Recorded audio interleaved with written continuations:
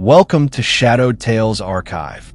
Tonight, we invite you to descend into darkness with a chilling anthology of horror stories. This is episode 38. Let the nightmare begin.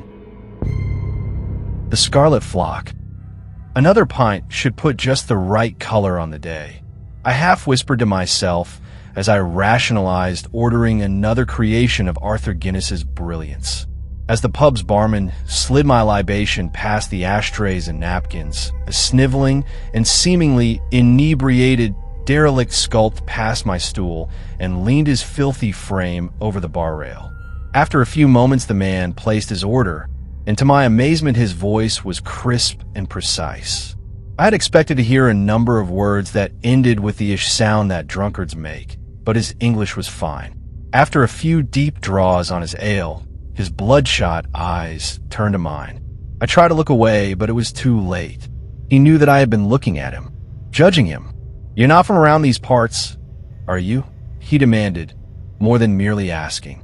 "No," I replied, "just here on business." "What kind of business?" he wanted to know. At that point, I was ruing having ordered the last pint, but what the hell, I figured, so I gave him a patronizing answer as I unconsciously stroked my smooth new fleece scarf. I guess like a lot of people that come to this part of Gloucestershire, I am in the American woolen industry, and I'm here shopping for Stroud's wool, the finest in the world, you know. The man made a sound to himself and shook his head almost in disgust. "So, you're just another mindless sot here to castrate a ram, eh?" This was getting ridiculous. "Now see here," I began. "Save it," he interrupted me. "You can make as many weathers as you want. I don't care anymore. And nobody should. It doesn't matter. Nothing does anymore, and nobody's going to lift a finger to stop it." I knew that I was being pulled into a cockeyed conversation with a crazy old fool, but there was something just peculiar enough about him and his lamentations that caught my attention. Or maybe I was just officially drunk. "We're all walking dead men now," he went on as his gaze drifted away from my eyes. "All dead. Okay, now I just had to hear some more of this nonsense." "Go on," I said. "How about fancying a pint then, me old mucker? A ghost story for an ale." It was my last day in the town of Stroud, and I figured this would make for some great storytelling while cruising on the lighter-than-air airship back to the States. "Go on," I said again as I signaled the barman for a drink for my smelly new best friend. When the drink arrived, he caressed its glass the way a newlywed would passionately stroke his blushing bride. After a few moments of silence, interrupted only by large gulps and parallel belches, he looked back hard into my eyes once again and began. "Burial at our cemetery grounds is not just for the right honorable local politicians and the MPs, you know, or the business gentlemen who made their fortunes literally off the backs of the ewes and tups that graze tranquilly on the grassy hectares of lush pastures until their wool has matured, or even the surgeons and solicitors and other such scholars who rest now in the hallowed churchyard. There are workhouse paupers buried there as well, the poor wretches whose only relief in life was a handshake with death itself. It's right out that door and just down the road on Cotswold, and it's been there for all my life now. It's divided into 3 sectors, and you're buried where it seems the best fit for you. The Church of England takes up a lot of the grass, the nonconformists have their share, and then there be the paupers' graves. They usually wait until they've stacked up 9 or 10 of them poor folk in the shed before they dig a long and shallow hole to toss the bodies into. With all them fine folks in there, isn't it interesting that the first body to go into the ground in 1856 was a man of no means? And now 17 years later, we don't have any clue where he is or whose decaying corpses are buried with the other paupers, or where they first started digging those graves. They never even bothered to keep track where the poor people went to their eternities, so nobody knows where they be. Now, I am not political anymore, and I don't care who the worms eat first, but let me tell you that death and politics go knuckle and knuckle in Stroud and its graveyard. Things in this part of England have always been rough and tumble, and it goes back way before the days of the Industrial Revolution, or the Liberal Party, or the Conservatives. It goes back even before the days of the kings and knights, stories that your pappy would tell you while putting you to bed at night. There's always been bad blood between this one and that, or this party and the other, or this baron and that squire, and usually over land. And when there's bad blood among men, there's red blood on the ground and butchered bodies in the graves. I've never been a superstitious man, and I believe that most of the tales and folklore that have swirled through our county like the ghosts that moan at night in the old town hall are nothing but hooey. But this I have seen over the past few weeks, American, and you best be believing me. Politics and bad blood have crashed dead on in Stroud, and every living soul is about to pay the terrible price for the greed and avarice of one man. I was not always the wreck that you see before you today, American. I held a good and respectable post in this town. There was even a time not so long ago when I was a member of the county constituency and rubbed elbows with the men who went on to represent us in the House of Commons. Not that I had enough money to affect anyone's opinions. Still, many people, from grave diggers to factory bosses, would come to me for advice and for common sense ideas. Not that there's anything common about common sense. There was a man, a good man, who stood up for our tiny little community in Parliament. His name was Edward Harlow, and he was as smart as a whip. I knew him from the day he was born, and I watched him grow from a playful, silly boy to a strong and confident man, clinging tightly to his bachelorhood. He had the time and resources to go out and became a barrister in 1856 before he was bitten by the bug for politics. But as I knew, he was good at it and the county prospered for it. But not everyone was satisfied. There was a younger man, Victor Dane, who came from a good and decent family that owned a modest slaughter mill. He also suffered from the same bite as did Edward, but there was nowhere to go politically for him since Harlow had such a firm grip on the partisan political machine in Stroud. And as I said, politics and bad blood were about to crash dead on. The debates started to become more heated and the rhetoric was taking a nasty turn. Where there had been relative civility for years with Harlow, Dane was challenging him at every turn and on every issue, especially the treatment of the sheep. Harlow maintained that their wool was at the cornerstone of Stroud's long-term economy, and that everything humanly possible should be done to protect and nurture the sheep.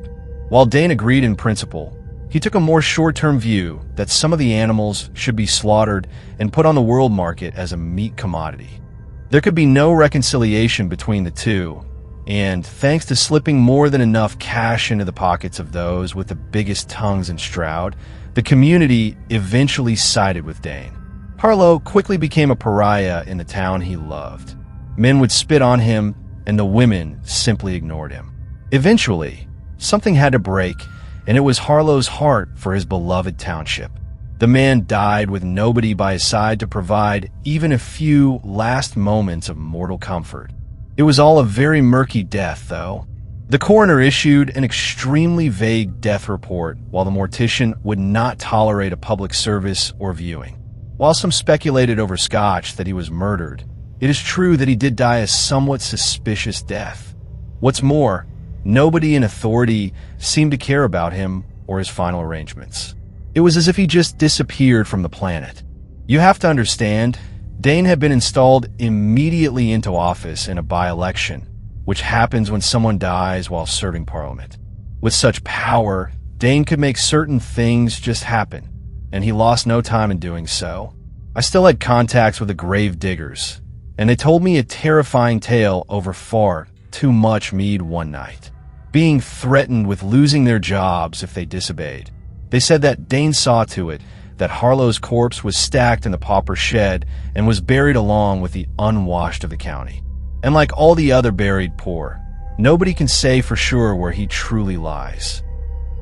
They also gave me a handwritten note from Harlow that they found in his jacket pocket as they were loading his rotting carcass onto the weather-beaten pull wagon to take the bodies to their resting place.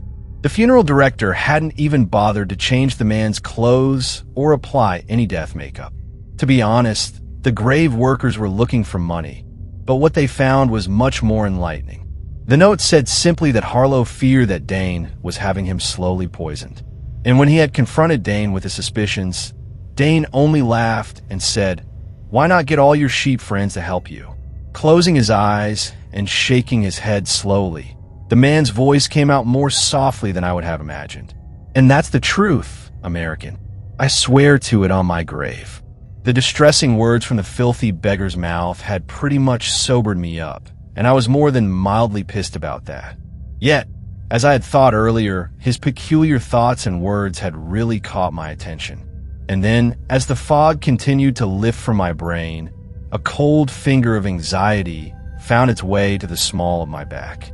What did you mean exactly just now by saying, "I swear to it on my grave"? The filthy vagrant's eyes remained closed shut as he spoke in a newly deep and intimidating tone. "You need to leave this town and this country right now, American. Get on your dirigible and leave." "How do you know that I have an airship?" I asked incredulously. With that, his eyes sprung open wide and his face contorted into what I imagine a gargoyle might look like up close. "You know, American, nobody can tell where the rotting corpses of the paupers are buried. Not even the sheep." "What the hell does that mean, are the sheep?" "Leave now, American, and give me that scarf you wear around your neck," he demanded, as if a demon was channeling through his voice. It was then that I recognized that what I had mistaken for mud and filth was actually dried blood that topped his face. And with that, all that I could get out of my bone-dry throat was, "Oh, dear God." His face continued to contort in a hideous manner as he spat out his next few words.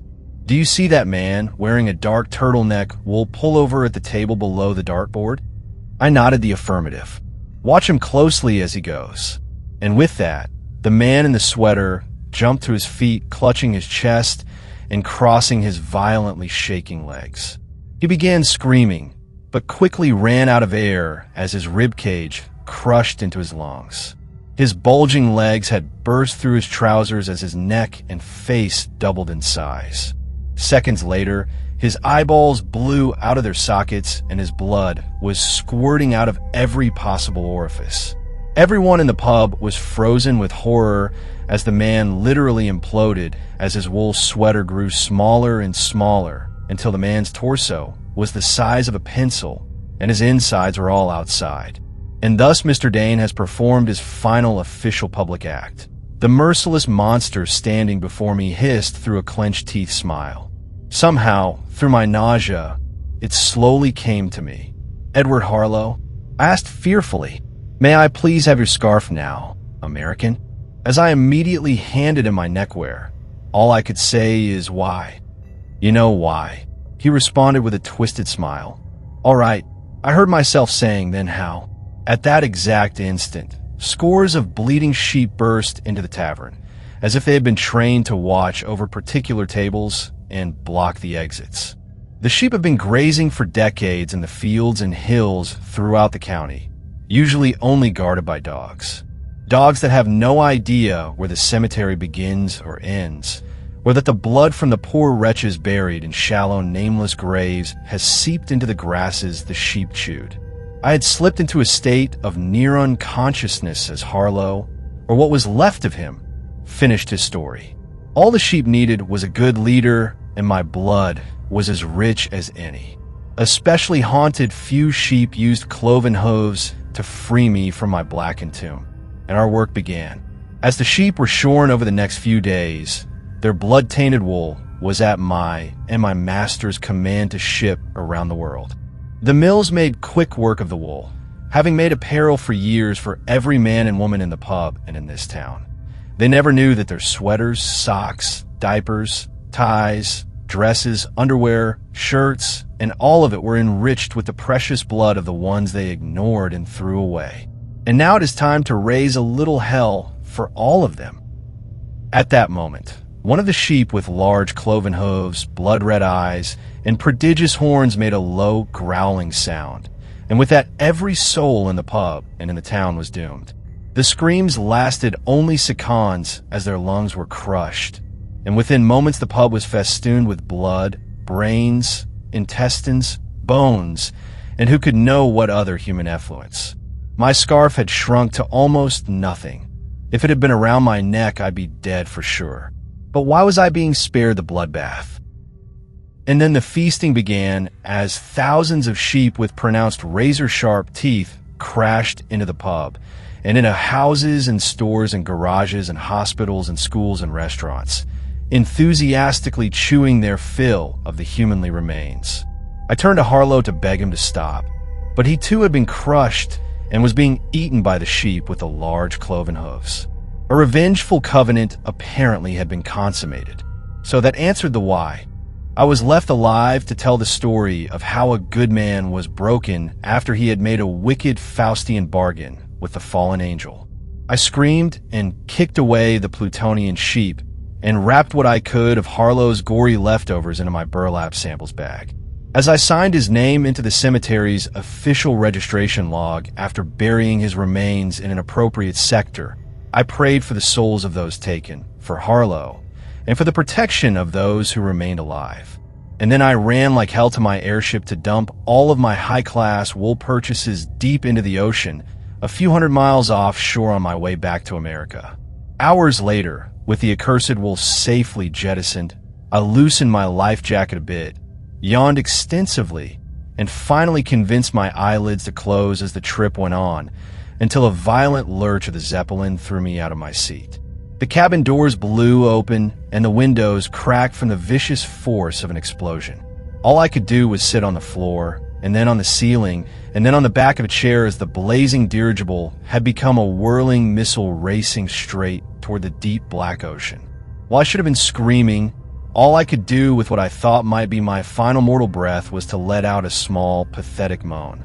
You see, in my panicked rush, I had completely forgotten how handsome the new wool scarves looked around the necks of the pilots as they came on board the airship many hours earlier. So much for me being the one chosen to tell the story. Let him rest now. Nurse Eliza, the obviously skeptical doctor, mumbled as he finished writing his observation notes after hearing the survivor's phantasmagorical story. He thinks he's been through enough. Yes, doctor, the mousy little nurse replied as she pulled the recently delivered Strouds wool blanket neat and trim around her slumbering patient. While finishing her routine task, she sensed a weird prickling in her fingers and her wrists after moving the blanket. Her knees started to wobble as the room began to spin around her. She felt sick to her stomach, but she didn't want to tell the doctor for fear of being reported unfit for duty. And then, for no reason at all, she let out a low growl. Better have that cough taken care of, Abby, Dr. Whitmore muttered unsympathetically as the door to the hospital room closed behind him. Right away, sir, she replied caustically, as her eyes began turning blood red and a small bead of drool trickled down from the left side of her mouth. The endless night drive. The past week has found the highway blanketed in snow. I keep forgetting to put on my snow tires. I should pin it on my fridge someday. Usually, I take Highway 22 as my route going home, but due to recent weather conditions, I'm afraid I'll have to take the old scenic route, which carves through Mount Rixon. This takes an extra 20 minutes to reach home. My sedan cuts through breaths of snow as I make my way towards a fork in the road. The left path leads to the Mount Rixon scenic route. Towards the right is Highway 22, which I will not be taking for about a couple of weeks or so until the weather clears up. The snow looks like needles resting on the car's hood. I am distracted by the flakes slowly melting upon reach of the engine's heat. Snow-covered pine trees border the roads. The sky is a faded gray. I glance at my watch and it reads 4:42 p.m. This is the first winter in years that I find myself forced to take the old scenic route once more. Highway 22 would usually be fine during the winter, but I wonder why this year proves otherwise. My phone buzzes with a message notification. Laura, my wife, asked me to pick up some roast beef for her and Ethan, my 14-year-old son. I alternate my glances from the road to my phone and vice versa. I never got the hang of texting while driving. The car is a tad slippery on the road, too. Should have really changed these tires. I text her back. Okay, should I get from Marco's? Please check my snow tires in the garage. I toss my phone back onto the passenger seat. For a split second, I had to squint because some sort of glare had hit my eyes. A truck on the opposite lane has got its high beams on, so I flash my beams back at it. The truck lowers its headlights. A few seconds later, the truck loses grip of the road. I tried to avoid the truck, so I swerved. But the truck rides on the road uncontrollably, so it hits my car and our vehicles clash. I heard what sounded like the roar of metal against metal. My vision was getting dim and blurry. A certain nausea had hit me. I found myself slowly losing consciousness and dozing off into what I assumed would be a sleep-like state. After what felt like an indefinite period of time, I awake and scathed inside my car. It is parked near the office where I work. I glance at my watch, and it is exactly 4:30 p.m., and it is still the same day. Strange, I thought to myself. I immediately checked my inbox for that text my wife had sent me about picking dinner up. Nothing. Inbox says the last message was not until last night.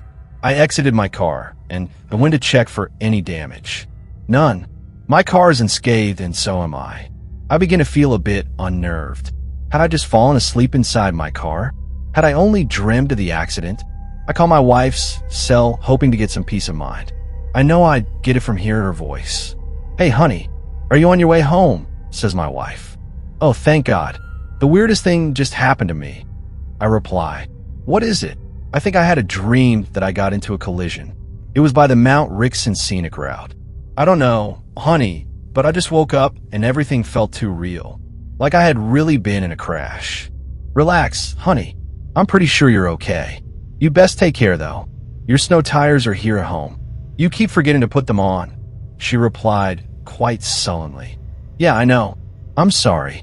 I'll take extra care on the way back." "That's good. Anyway, I'll run up a bath in a while. Feel free to jump in when you get here," she says as she lets out a cute laugh. "Oh, and one more thing, honey," she follows up, but I interrupt. "You wanted to pick up roast beef?" I respond hastily. "Yeah, how'd why?" The signal weakened. My wife's voice sounded all chopped up on the line. After the call died, I glanced at my phone screen, and there was no longer any cell signal. I tried to phone her back again. Nothing. "Call failed," it says on the screen. Anyway, I shook the whole thing off my mind and thought instead that I should really be heading home. Somehow, I managed to convince myself that the whole thing had been one strange dream. One so strange that I could still recall most of what happened. Normally, I'd forget my dreams right after wake up. I could only salvage a few interesting bits and pieces, but then they'd get lost somewhere in my memory after a while. A stiff breeze brushes by my neck. I should really be heading home. I start the engine and make my way towards the old scenic route. I keep driving until I find myself at the fork dividing Highway 22 and the Mount Rixon scenic route. This is all too familiar. I take a left of the scenic route. I glance at my watch and it reads 4:51 p.m. I turn on the radio to take the edge off. I tune it to the news. I am greeted by a few seconds of static, and then a man's deep voice comes out of the speakers. It started out as a low grumble, but then it unfurled into clear and distinct speech. The hurried pace and worry in his voice gave a hint that breaking news is being reported. By the Mount Rixon scenic route, a truck and a sedan are stalled on the road. "Authorities are making their way to the scene as of now," exclaims the man on the radio. This is all too strange. It seems like the man on the radio had alluded to something oddly familiar. I drive for a few more minutes until I arrive at a recognizable location. Just as I felt it would be, I identify the truck as the one from my, dare I say, dream from earlier. It appears to have engaged in a head-on collision with a sedan from the opposite lane. Things start to appear more familiar to me. I feel like I should go on home, but curiosity was tugging forcefully at myself. I slowed down and pulled over by the roadside. I got off my car and started walking towards the accident. There were around a handful of policemen and a pair of EMTs gathered around the scene. They cordoned off the area around the crash. I assume that the towing services have yet to arrive. "Sir, you might want to step back a bit from the vehicle," warned a cop to me as I got nearer to the truck. His uniform said Grant. "Gee, pardon me, Officer Grant, but may I know what happened to the people in the cars?" I asked. "I'm sorry to say this, but both of them are dead. Then he waves his hand over to the EMTs, loading 2 bodies into the back of an ambulance. A strong red glare glows from the ambulance. I could hear its engine groaning. Just then, the atmosphere got a little darker and heavier. The whistling wind sprinkled about an amount of snow. The whitened pine trees swayed in the background. I notice a line of curious drivers slow down to look at the accident, then speed up as they perhaps get their curiosity satiated. "Do you happen to know any of the deceased, sir?" the cop asks, and he shows me their IDs. "No," I replied to the cop. "I do not recognize them both," I say. I walk away from the scene, feeling a little stranger. I make my way back inside the car and sit there for about a minute. I turn on the radio. It's the same voice from earlier, except now he's interviewing someone. I paid little attention to the radio. I start my car and continue to traverse the old scenic route. The snow falls in blankets from the darkened sky. Some flakes had stuck to my wiper.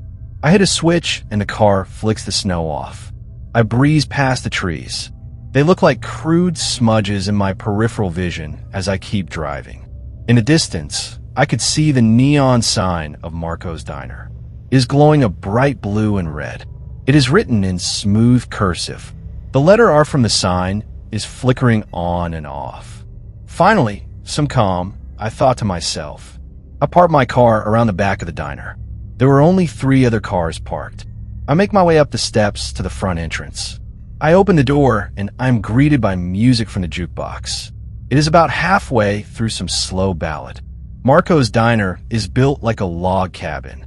When one first steps into the place, he would feel like the rest of the world had slipped away. The place feels like something extracted from the 70s and merged with today. Its walls are adorned with pictures of Marco's family. I've known Marco for quite a while now. I noticed that most of the booths are empty. A few people were seated on the bar stools. Usually this place would be packed around this time, but it isn't. Inside it is quiet. A couple is having a conversation in a booth near the window. There you are. I think the roast beef for the missus is a bit overdue. Marco greets me with a warm laugh as I enter. I see him wiping muck off the bar.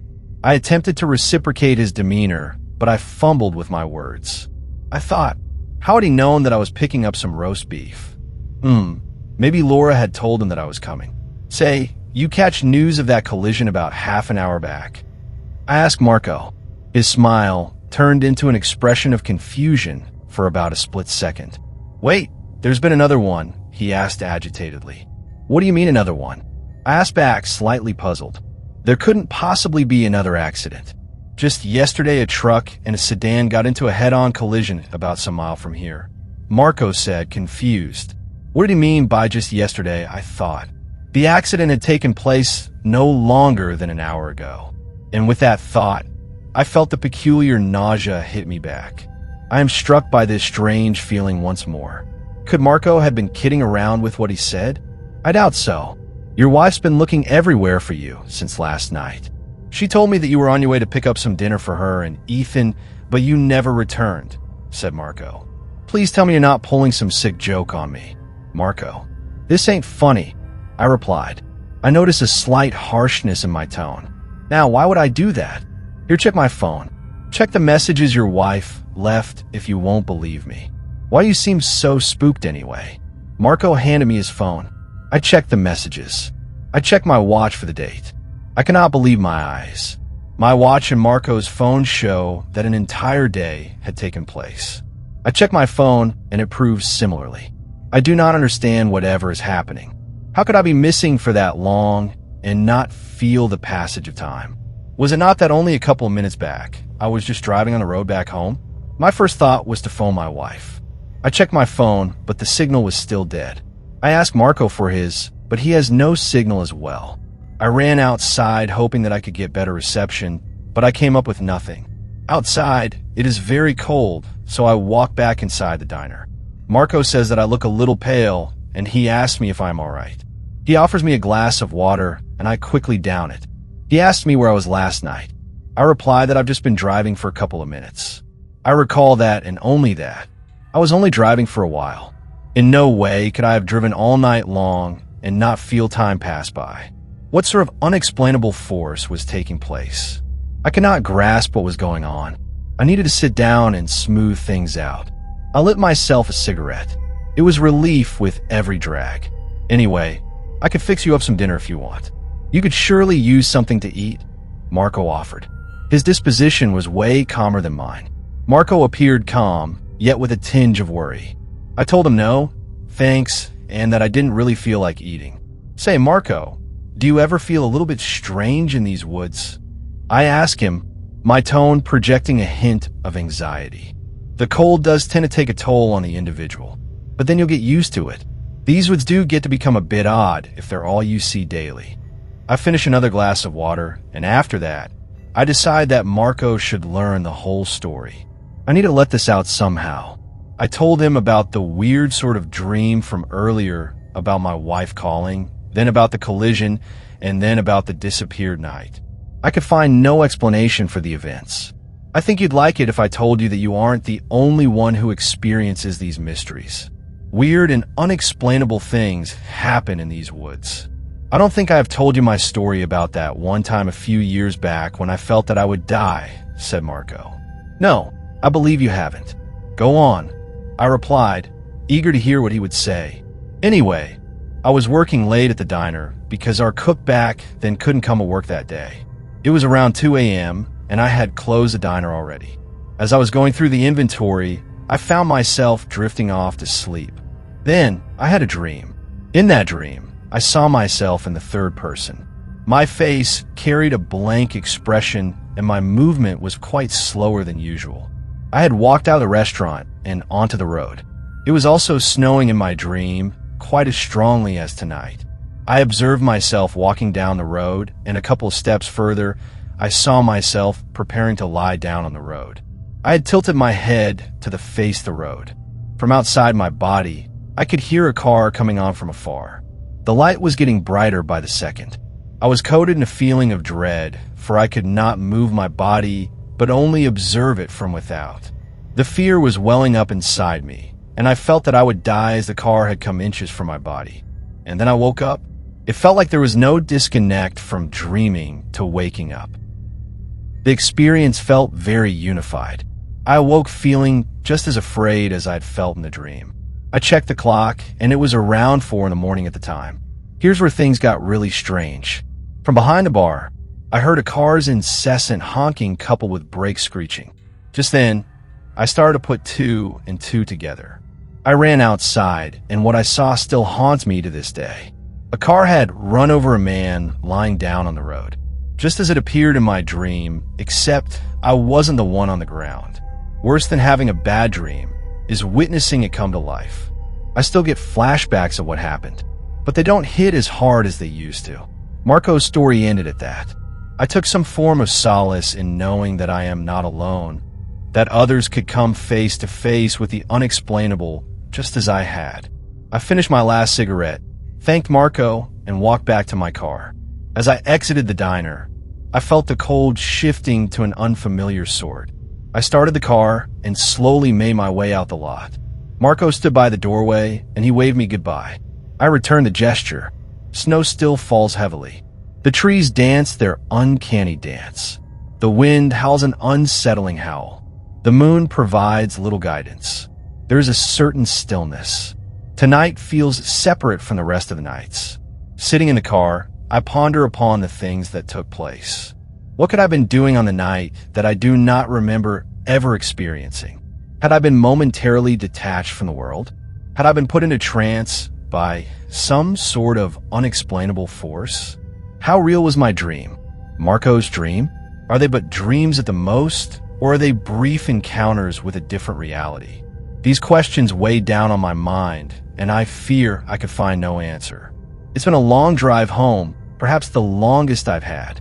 The disappeared evening still puzzles me.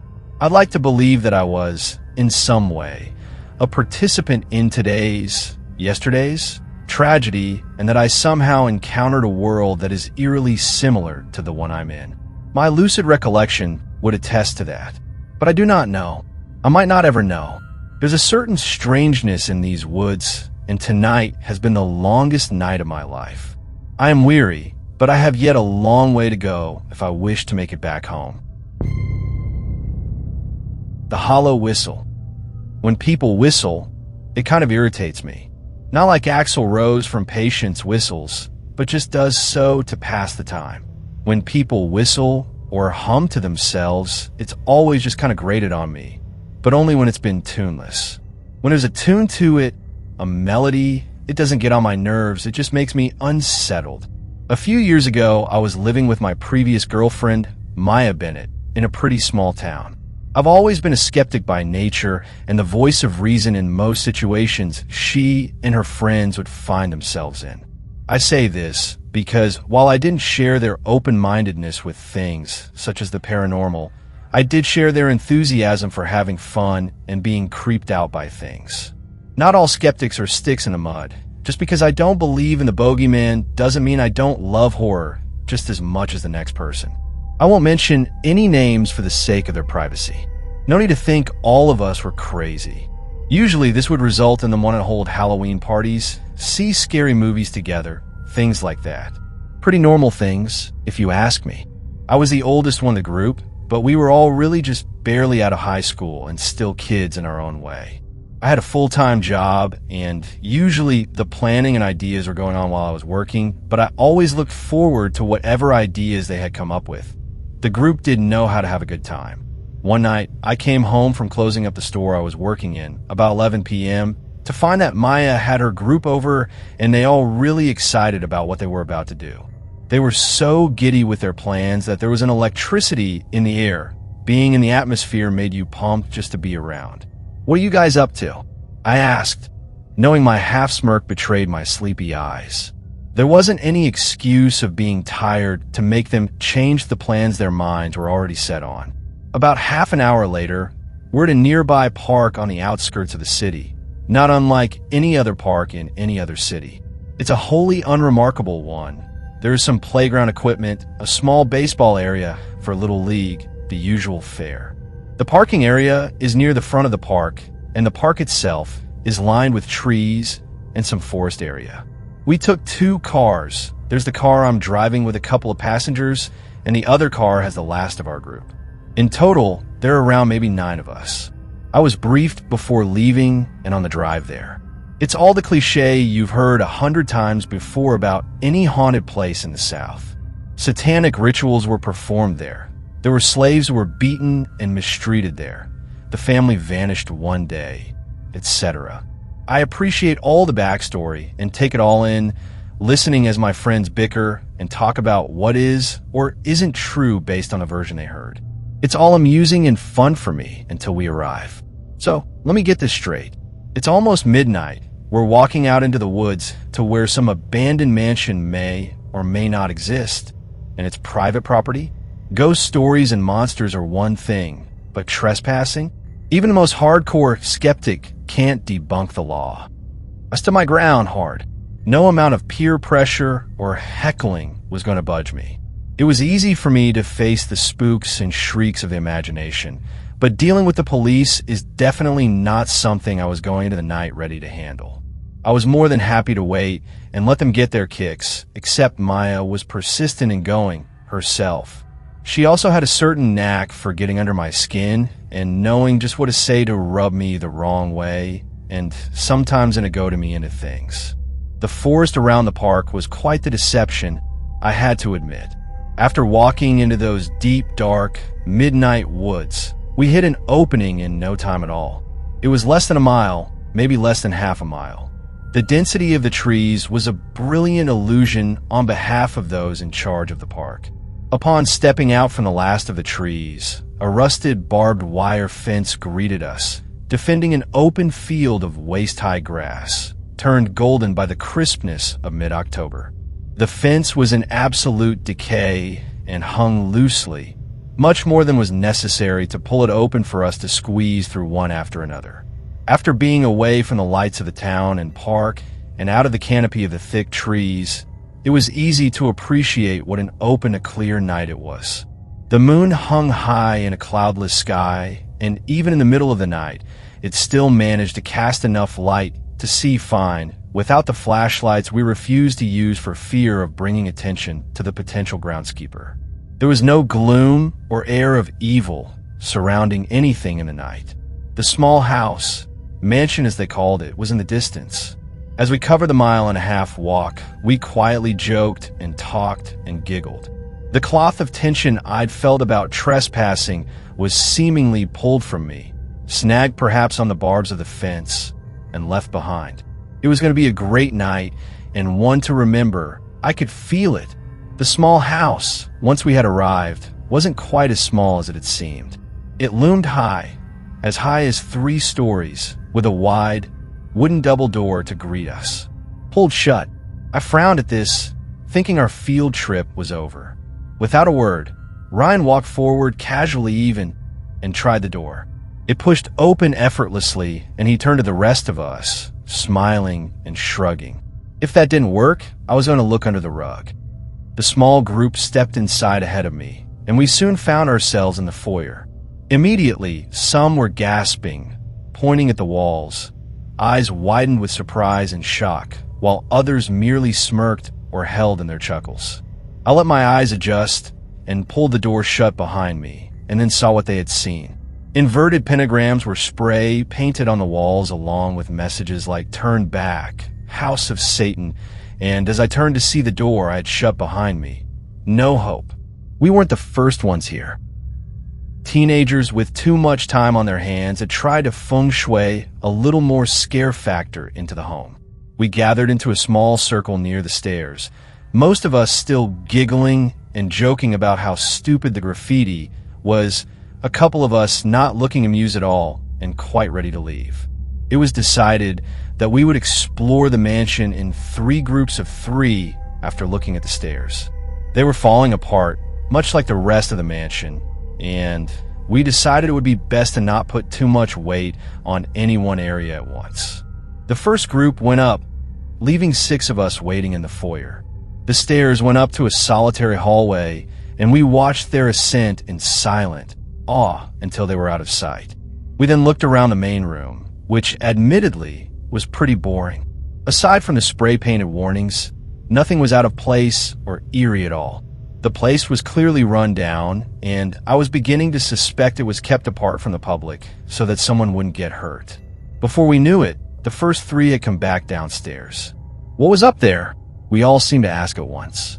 The enthusiasm that was there for the trip here had subsided a bit. The smiles were still there, but not as vibrant. I chalked it up to the mansion being disappointing until they started talking. There was a door up there, and it led to this weird room. A child's room, maybe? The window was broken out, and it just felt weird.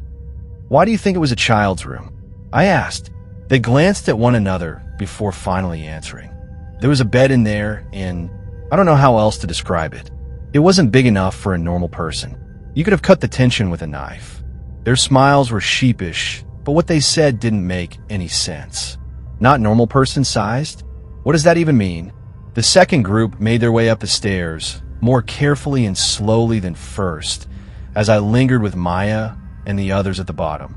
Maya, another friend, and our part of the third group, and before we were able to even ask for more details, a creak and crash startled us. The second group was back in no time, practically running down the stairs. What was that? Are you guys all right? They described the same scene, an eerie room with a bed that had dimensions that didn't make sense for a person and the same broken window. Only this time, the sensation that they were being watched and they were afraid to go through the doorway. They tried to explain the unseen presence they'd felt, and when finally decided to step in, part of the floor had given and fallen in. The crash had frightened them into running back to the foyer and the rest of us. They were visibly shaken, but agreed to wait until the third group, mine, had gone to see it. Say what you will, but I refuse to go.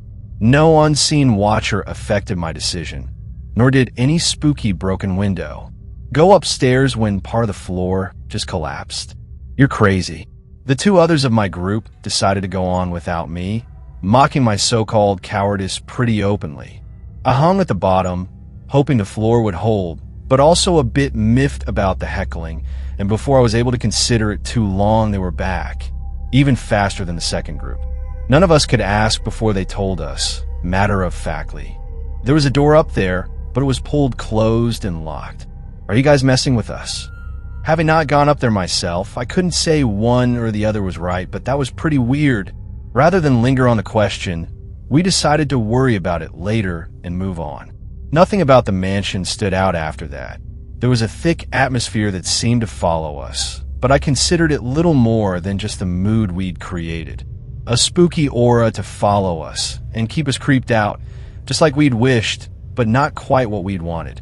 When we got to the kitchen, we clearly saw the dust in the air through our flashlight beams and noticed the drywall from the ceiling that had unceremoniously hit and spread along the floor and long since left behind dining table, which was also directly under the child's room.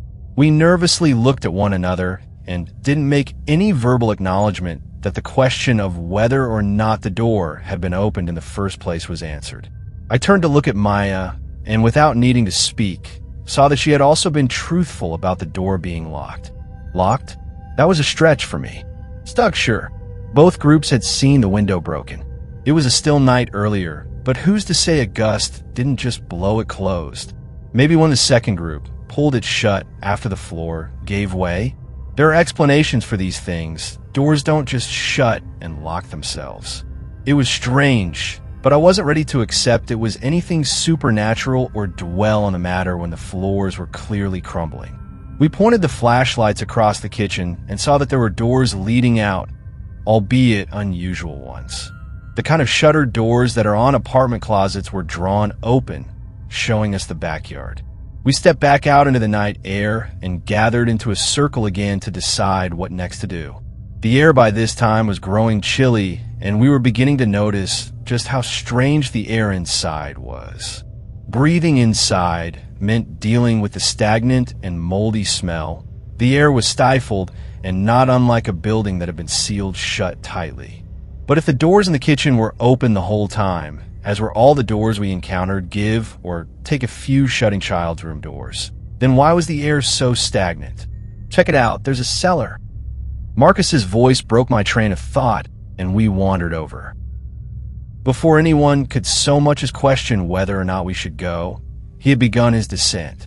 The cellar was in strangely good condition. Nothing about it was in disarray, and the stone walls of the foundation were remarkably clean. We made our way to the back of the cellar when another crash brought our attention back to the stairs from where we came. We were all nervous and worried about this, as we were right under the house now. We practically sprinted to the stairs, not taking any chances. I noticed that a fuse box was on the floor while making my way out. Must have fallen and given us all a terrible start. How silly. Once I regrouped with the rest in the backyard, they were already ready to get out of there and call a night. I was about to tell them how silly it was that we all got spooked over a fixture falling off the wall when things got unexplainable. I made sure to be clear that all of what had happened had been odd, but explainable. Strange things happen all the time, but they're usually easily debunked. Supernatural and unexplainable things simply cannot happen. Until I was about to mention the fuse box when we all heard it. It made us all go rigid and pale immediately. We weren't sure how close they were, but it was the unmistakable sound of footsteps. The cold, dry October had made the ground hard and the grass crisp. Any murmuring about what we had experienced in the basement was silenced by the very real fear that someone was here with us. Only the steps weren't quite stepping. They were almost a step-drag step pattern. We ducked down and turned off the lights, trying to decide what the next step we should make would be. I mentioned how the steps didn't make sense and couldn't be a cop. It sounded more like something almost being dragged. I tried to explain that it must just be a dog or something and stepped towards the sound, staying low. As I got closer to the steps, the drags, I saw something impossible. The grass was moving like someone stepping, but no one was there. I'm not talking about wind either. The night was just as still as when we first made our way there, but the grass continued to be moved by an invisible force. I can safely say this because as I stood to look down into it, expecting a dog, possum, even maybe a snake to be shifting grass, I only saw the steps. That's the only thing that makes sense against making sense to say. There were invisible feet coming down, making visible steps, and the grass being pulled to the ground at the base, as if something heavy but unseeable were being dragged across the grass. I don't remember what I said. Move, go, run. Any or all of those fit with the panic I felt at seeing that sight. Before I knew it, we were in the field ahead of the mansion, quickly running and leaving it behind. As eerie as the mansion had been, as startling as the collapsing had been, and as scary as the invisible footsteps had been, nothing was as haunting as the whistling that began to carry from the house to us. It was almost a jovial tune that one would whistle when they were happy with something they had accomplished. A tune that had never been written and never would, but was not tuneless. One of satisfaction and a job well done. I tried to run and tell myself it was a bird, but I still, to this day, cannot lie to myself and say it was a bird. This was clearly, for lack of a better word, human. We covered the ground and made it back to the cars in record time. Our group slowly fell out after that, more and more gradually losing touch and not mentioning the experience to one another or at all. I tried to find out things about it online, but it's either non-existent or the same rumors and haunted house stories that took us there that night. I apologize if this seems rushed or doesn't explain a lot. I'd like to tell more, but it just doesn't make sense. It can't make sense.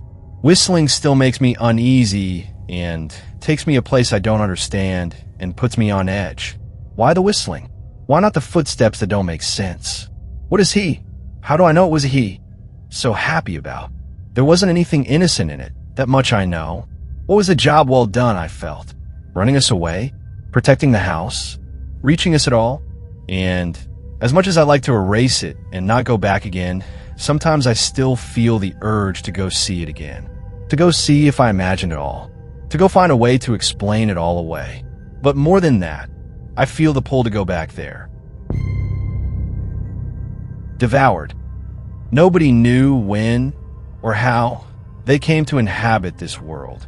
It could have been a solar wind or a meteor shower, but I won't drone on any further with possible permutations. My time is limited, and one thing is certain, they were already here. Patient Zero was one of 2 cases reported merely a week ago, somewhere north of Osage County in Pawhuska, near the prairie. It was a place that had already seen its fair share of history and blood soaked into the earth. The perfect breeding ground, if they bred at all. The tall grass was damp and moist near the roots, which were sheltered from the searing heat that burnt the tip of the blades. I had no cause for alarm. Did I? Besides, I was some 700 miles away in Chicago. It transpired that a young couple had been fooling around near the nature reserve. The grass was long enough to sneak through, flatten a private patch, and lay staring up at the stars. It is only in hindsight, however brief that was, that we now know the cause of their demise and the tragedy that followed. It began with an itch. These 2 kids began scratching at a small patch of reddened skin that burned the back of their necks. It spread, of course, until their bodies were covered in tiny red blisters, and the urge to scrape the skin raw was unbearable. They were admitted to Pawhuska Hospital and soon quarantined. Death was not swift. The corpses that remained, a mere 12 hours later, were skeletal. Whether or not they were eaten from the outside in or inside out is irrelevant. They were already dead. What is relevant is the way that this mysterious contagion spread, but that, yet again, is unknown. Did they crawl out from the motionless mandibles or filter silently into the air? How many were already afflicted, inhabited by these organisms that seemed to consume nothing but the flesh that hung from our bones? Nobody knew, and in truth, no one should have stuck around to find out. Suffice to say, the hospital did not survive the admission of these 2 young patients. The infection, if we should call it that, spread unmanageably. It wasn't long before there were no doctors or medical professionals at all in the whole state of Oklahoma, as the wave of terror spilled quietly into the surrounding states, breathing slowly in all 4 directions. It danced and drifted through towns and cities on a breeze, Leaving behind the bones it had no desire to consume. It had already reached St. Louis, and I was still nearly 300 miles away, but I was growing a little concerned. I had every reason to be. I did not know the veracity with which the epidemic grew, but I knew it was coming for me and everyone I'd ever loved, though only one of them mattered now. News reporters were more of a hindrance than a help in identifying the cause of the outbreak, the invasion. Speculation arose that it was some mutated form of Ebola or H5N1. Religious enthusiasts described it as a plague, wiping out the evil that had inherited the earth, though I don't recall seeing that typified disheveled homeless man sporting a billboard adorned with the words "The end is nigh." Scientists at the Pentagon had tried to reassure the public that it was containable and that there was no need for panic. All of the resources in the world at our disposal, and still, there was no conclusive analysis of a threat that we were too human to comprehend. Both of my parents had already passed, and I, in some way, thanked God that they would not be able to fall victim to what was coming. The thing I had left that mattered in this world was in Milwaukee, Emily. I had met her last year at the Museum of Contemporary Art. Not that I was cultured, and made an ass of myself trying to describe the wrong painting to her. I don't remember which one, but I do remember her eyes, blue and piercing. The kind of eyes that filtered through your soul, the kind that peered through the shadows of darkness and light that reflected within your heart and accepted you just the same. It could have been then that I fell in love with her, or the weeks that followed, as I clasped her tightly to my chest and felt her blonde hair, flayed gently across my neck like feathered grass. I called her earlier that morning. Something was coming, and I had no plan, except venturing as far north as possible. Whatever this thing was, it wasn't bothered by heat, and I wish I was apprehensive enough to say that venturing north to a more extreme climate was my aim, but it was a possibility that some had already considered, at least judging by the traffic. I followed. I jumped in my car, grabbing only my phone and my wallet, and set off for Emily as a haunting dusk hue began to fill the sky. It is amazing to me that, as a flesh-eating plague swept the nation, there are those whose first instinct is to loot and riot. As I made my way slowly north out of the city, I saw people fighting, killing, burning, abandoning, and down a small back street, a man and a woman carrying a 60-inch flat screen television. I didn't understand, nor did I have the time to sit and ponder their actions as I reached Pleasant Prairie, where my journey halted and the roads jammed. I flicked on the radio and sat tapping the side of my car door impatiently. The news reported the continued spread of the virus and highlighted a reality that hadn't entered my mind: the countless networks in the sky. It was already in Milwaukee. It was already everywhere else for that matter. In Canada, Europe, Japan, and Australia, the list was endless. I slumped in my seat as the consciousness of humanity's situation pulled sharply into focus. They advised the public to stay in their homes and intimated the lack of capacity for the emergency services to act. The hospitals were full. That meant only one thing: help wasn't coming. There was no escape, no venturing north towards safety. I was already surrounded. I wondered if it had already entered my lungs, clung to my clothes, or made its way into my hair. I didn't feel different. Well, I don't suppose you do at first. I abandoned the car that had become more use as a coffin, in which to sit and pass the time, waiting for death. Nothing was moving and the roads were motionless, with the exception of people standing by their cars leaning in only to smash another hard fist on the horn. Darkness was coming, and I was no closer to Emily. I began to walk along the interstate as I went through the calculations in my head. 30 miles to Milwaukee and an average walking pace of 15 minutes a mile, 7 if I run. I was cut off before I could reach a conclusion as my phone bleeped that I had received a voicemail. It was Emily. It was muffled, but I could hear some semblance of a message between the crackling. Don't come. I've already started. The message was shifting in and out of clarity. I wish we had more time. I've got to go. Don't come for me. I love you. I tried calling back, over and over, pacing up and down, reaching her voicemail again and again. I loosened my tie, unclipped my top button, pulled up my sleeves, and began to run. People looked panicked as I ran past, as if I was being chased by an invisible entity, or perhaps they were scared that I knew something they didn't. In truth, it was the thing I was running towards that I was most scared of. I needed Emily. I needed her to be alive. I spotted a minivan down the road with 4 bikes strapped to the roof. I hopped a few cars and ripped one out of the roof rack as I became more desperate and more determined. I clambered the bike clumsily and pedaled hard towards Milwaukee. A couple of gunshots rang out across the sky as I looked back and saw the driver stood pistol in hand as I made my way into the night. I'd never been shot at before, and the adrenaline felt a little good. The bike wasn't as fast as I had hoped, but it was quicker than walking. I meandered through the cars, and I could see men, women, and children as I cycled past, scratching frantically at their necks with a deep concern for one another. It made me feel itchy, but I brushed it off and told myself it was all psychological, and besides, I had no rash or signs of infection.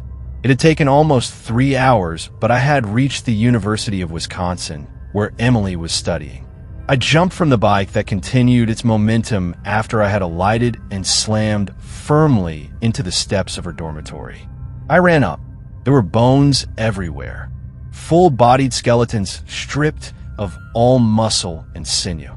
They were stooped in the hallways, on the beds, and in the bathrooms. I could hear the screams of others as they writhed in agony, tearing at their skin. I reached Emily's dorm and opened the door. On her roommate's bed lay a seamless skeleton stretched out, arms in perfect symmetry beside her. It wasn't Emily, but how could I tell? I began to wonder if I had already passed her lifeless bones in the hallway or clambered over her on the stairs. There was no way I could or would ever know. It was nearly 2 a.m, and I was tired. I wandered the campus, devoid of hope, and saw a light flickering from inside one of the classrooms. I made my way in. There was a middle-aged man with long brown hair, muttering to himself as he threw textbooks onto a fire and fiddled with his glasses.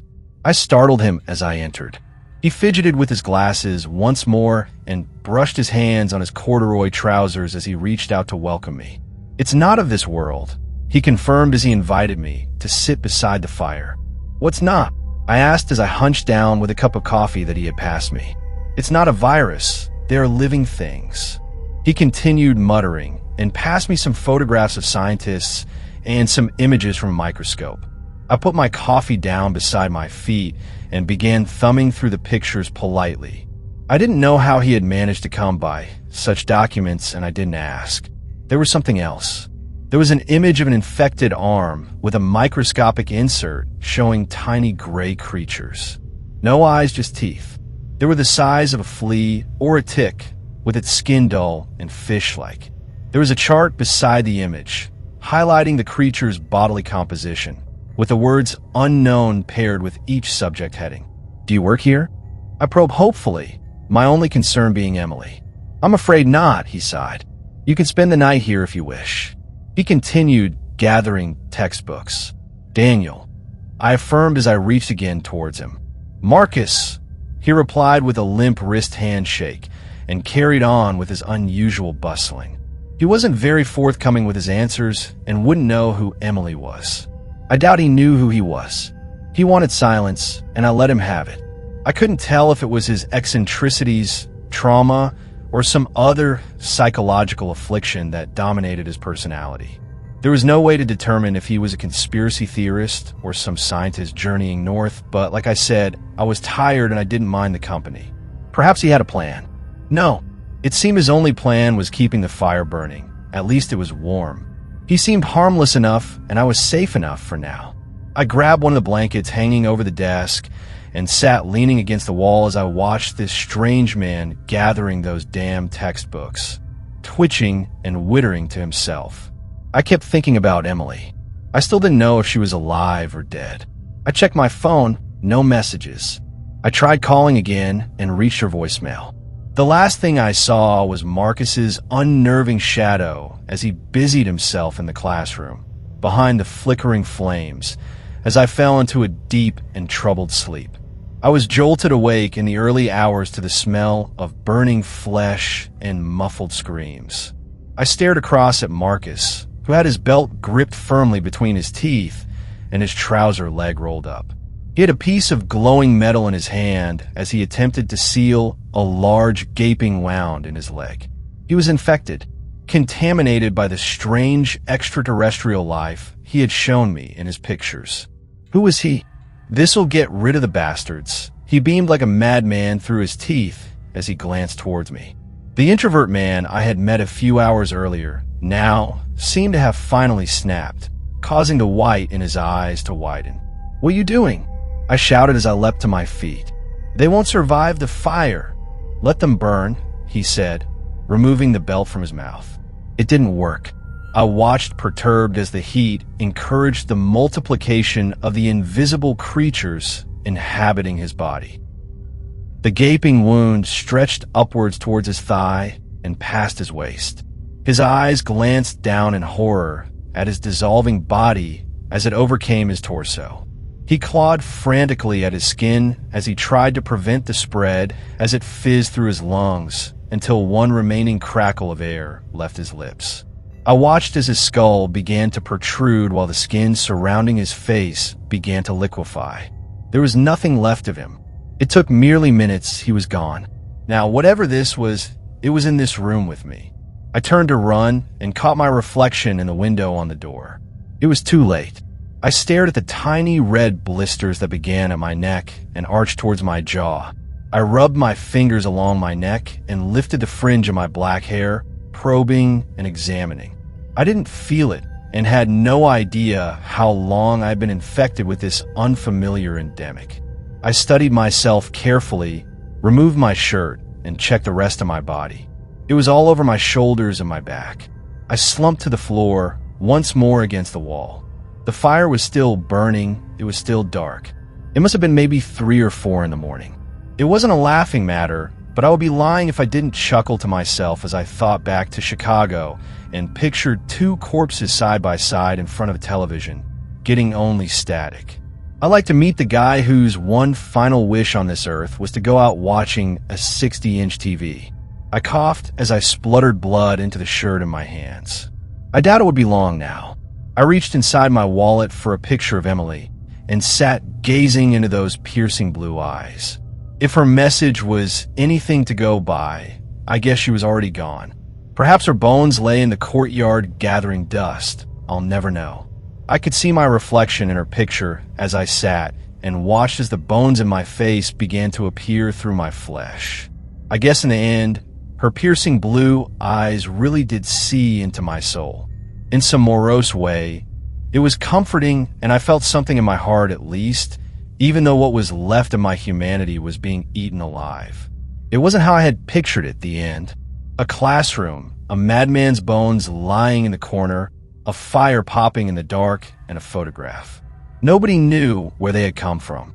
Maybe they arrived on a solar wind, a meteor, or a cloud, but it was irrelevant. My time was limited. It was eerily tranquil, and I couldn't hear engines or horns. There were no gunshots, no bustling commuters, and no telephone ringing in the night. Complete silence. Just the flickering flames, my reflection, and Emily. The world was getting smaller as the walls closed in and my focus narrowed. So, as I sat waiting to die, I wondered how many people were left or if there were any survivors at all. Perhaps someone will survive somewhere and escape this carnivorous alien swarm. It might have been too late. Maybe they too have already felt cobwebs dancing on their necks, like a centipede's legs wriggling upwards through their hair. Could they feel those tiny, flea-like creatures dancing over their shoulders?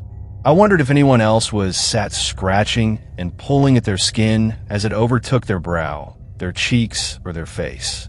Did they have an itch? If I could have left one piece of advice, not that it's much, it would have been to go north. I knew that heat accelerated the process. Maybe the cool air or an Arctic breeze could stop the spread. I doubt it. It might slow it down a little, though. Failing that, you could search for that one thing that might make you content before the end. Whether it's the arms of the woman you love, or burying your thoughts in a photograph. It doesn't matter. Find that one last piece of humanity to hold on to. Hold it tightly. Clutch it firmly in your hands, and don't let go. Because whatever these things are, whether you breathe them in or they crawl through the dirt, they are coming. And that was tonight's tale from the Shadowed Tales archive. If it left a mark on your mind, if the silence feels heavier now, then the story did what it was meant to do. Don't forget to like, subscribe, and share the darkness. New stories are always on their way. Until then, keep the lights low and the doors locked.